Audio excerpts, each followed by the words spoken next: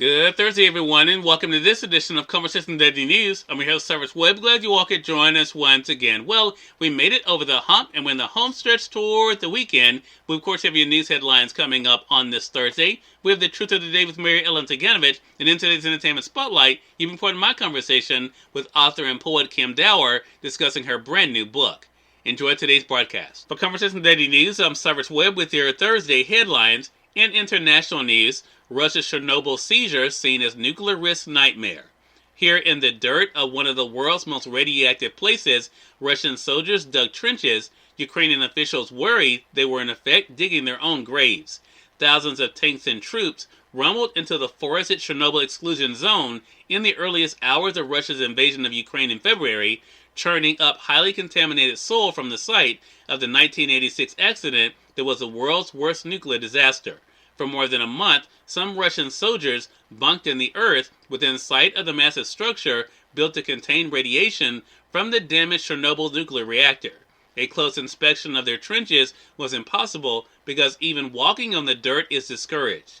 As the 36th anniversary of the April 26, 1986 disaster approaches and Russia's invasion continues, it's clear that Chernobyl, a relic of the Cold War, was never prepared for this. With scientists and others watching in disbelief from afar, Russian forces flew over the long-closed plant, ignoring the restricted airspace around it.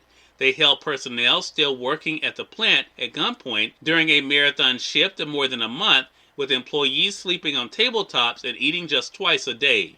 Even now, weeks after the Russians left, I need to calm down, the plant's main security engineer told the Associated Press on Wednesday. Workers kept the Russians from the most dangerous areas, but in what some called the worst situation they had seen in the 30 years at Chernobyl, a plant was without electricity, relying on diesel generators to support the critical work of circulating water for cooling the spent fuel rods. Russia's invasion marks the first time that occupying a nuclear plant was part of a nation's war strategy. A visit to the exclusion zone, more desolate than usual, found that the invasion risked a catastrophe worse than the original explosion and fire at Chernobyl that sent radioactive material into the atmosphere and became a symbol of the Soviet Union's stumbling final years.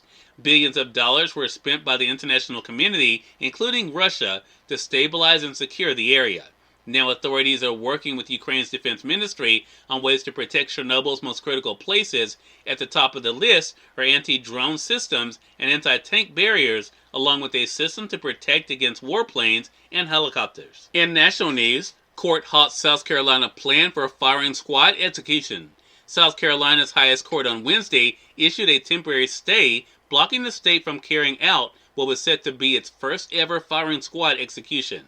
The order by the state Supreme Court puts on hold, at least temporarily, the planned April 29th execution of Richard Bernard Moore, who drew the death sentence for the 1999 killing of convenience store clerk James Mahoney in Spartanburg. The court said in issuing the temporary stay they would release a more detailed order later. Attorneys for the 57-year-old inmate has sought a stay, citing pending litigation in another court challenging the constitutionality of South Carolina's execution methods, which also include the electric chair. Moore's lawyers also wanted time to ask the U.S. Supreme Court to review whether Moore's sentence was proportionate to his crime. It has been more than a decade since the last firing squad execution in the U.S. The state of Utah carried out all three such executions in the nation since 1976, according to the Washington-based nonprofit group Death Penalty Information Center. The most recent was in 2010 when Ronnie Lee Gardner faced a 5-person squad. In more national news, most people in U.S. want masks for travelers, a new poll by the Associated Press NORC shows. A majority of people in the U.S. continue to support a mask requirement for people traveling on airplanes and other shared transportation, a new poll finds. A ruling by a federal judge has put the government's transportation mask mandate on hold. The poll by the Associated Press NORC Centers for Public Affairs Research found that despite opposition to that requirement, 56% of those surveyed favor requiring people on planes, trains, and public transportation to wear masks, compared with 24% opposed and 20% who say they were neither in favor or opposed. In business news, as shares plunge, Netflix takes aim at password sharing. A sharp drop in subscribers sent Netflix shares into free fall Wednesday, forcing the company to consider experimenting with ads and hold onto your remote, cracking down on millions of freeloaders who can use passwords shared by friends and family. And finally, in business news, indexes in mixed. Netflix plunges of subscriber losses. Stock indexes ended mixed on Wall Street Wednesday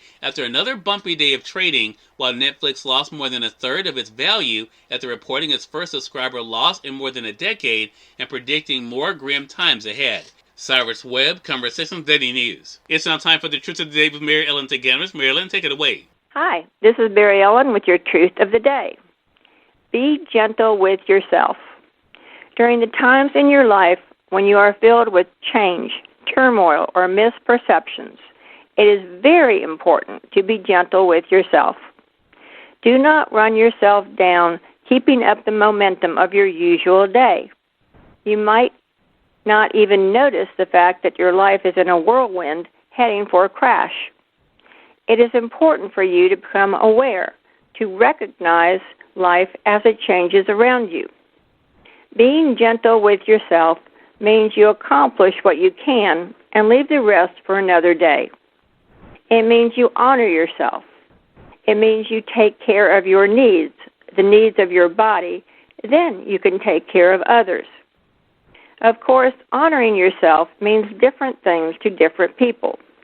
For you, it might mean taking an hour of stillness to meditate, going for a pedicure or manicure, having a session with a healer, getting a massage, or simply getting some extra sleep. Whatever honoring yourself means to you, be sure you take time to do it. Today, create space for a more positive, loving, and accepting view of your life and yourself as you go about and enjoy the day. We have part of my conversation coming up with author and poet Kim Dower in today's Entertainment Spotlight. Stay with us. You're listening to Conversation Daily News. For Conversation Daily News, I'm Cyrus Webb with the Entertainment Spotlight. Author and poet Kim Dower joined me on Conversations Live, the radio show, to talk about her brand new book and her writing journey. Here's a bit of our conversation. Kim, this is so exciting, and like I said, this book is perfect for so many different reasons. One, of course, it being April being recognized as National Poetry Month, but also there's so many great messages about life, love, and family in this. What has it been like for you to see the response to I Wore This Dress Today for you, Mom? You know, Cyrus, it's amazing. As a poet, you know, when I'm writing and I'm in the zone that all your listeners who write understand so well, that zone where really nothing else exists but what you're working on, and when you crack, when you get out of that, and you start to hear what people say about the work, the greatest thing you can hear is that a poem that you wrote touched someone else, that they could see their own life in it, that they could recognize things.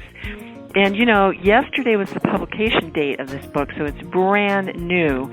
And I did my first reading last night at a great independent bookstore in Los Angeles, in Los Feliz, and people were crying. I mean, honestly, there are a few poems that really do bring tears to your eyes. If you had a mother who was suffering, or, you know, mine in particular had dementia, and a lot of the poems are about her decline. Although a lot of the poems are also very funny because I tend to find humor in the bleakest subjects. But anyway, it's very heartwarming. Short answer to your question is, it feels great to see people respond to the work. Cyrus Webb, Conversations Daily News. We thank you all for tuning in to this edition of Conversations Daily News. We'll be back to get on tomorrow to wrap up this week. Until then, I'm your host, Cyrus Webb, saying, as always, enjoy your day, enjoy your life, enjoy your world. Thank you all for choosing Conversations Daily News today. Let's make today amazing. Take care.